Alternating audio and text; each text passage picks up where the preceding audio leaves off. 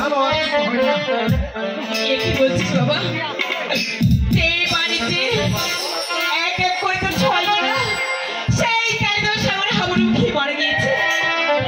সেই বাড়ির রাত্রি কৃষ্ণ বাবু কখনো আমার যে অন্তরটা কাঁপে বাবা, আমার যে মনটি কাঁপে।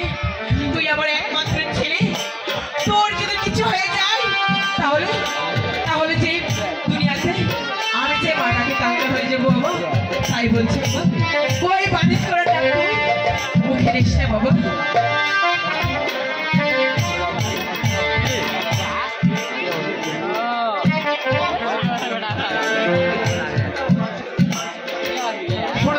হ্যাঁ স্বামী, তুমি আর বাধা দিও না সুরেখা। আমার এই বংশের আমার যে একমাত্র ছেলে স্বামী, আমি কেমন তাকে ছেড়ে থাকবো স্বামী? আমার বংশের ঐতিহ্য সুরেখা। তার ছটা করে ছেলে ওনার লক্ষ্মীন্দর বানিশ করে। তুমি আর বাধা দিও না ঠিক আছে স্বামী, এত করে বলছি যখন এই দেখ বাবা, তোর বাড়ি করতে যেতে তুই কি কি লাগবে বাবা আপনি বলুন। মা, আমি বানিশ করতে যাবে সোনার ছিপ, কুমার বর্ষি আর সবই কলা রাধা। ঠিক আছে বাবা, এই দেখো স্বামী, ওই সেই সোনার ছিপ আর সবই করা রাখা তুমি শিগগিরি নিয়ে এসো। ঠিক আছে সুরেখা, আমি তাই আনছি।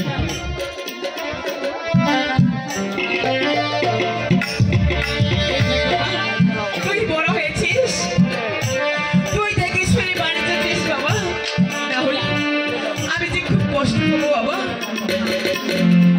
কোথায় কোথায় সদাগর মহাশয়? সুরেখা, কোথায় তুমি নিয়ে এসেছো সোনার ছিবার বর্ষি কলা রাধা? ওনার শিব কুমার বর্ষি সব কিছু আমি নিয়ে এসেছি সুরেখা। এই ডাকছি রে, এই রে বাবা, তাই হবে মা। এই দেখ বাবা, তোকে যে বিদায় দিতে আমার যে ফেরে যাচ্ছে বাবা। তাই বলছি ও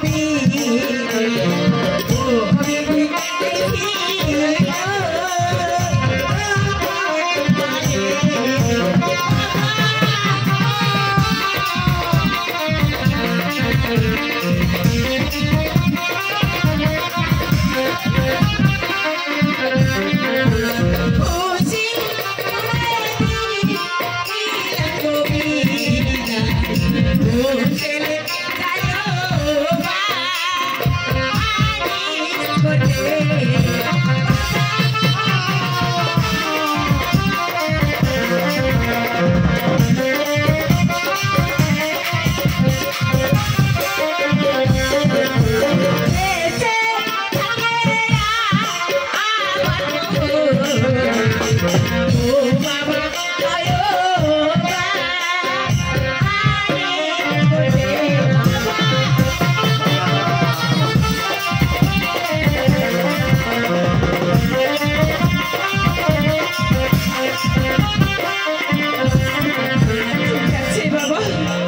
তুই যখন এত করে বলছিস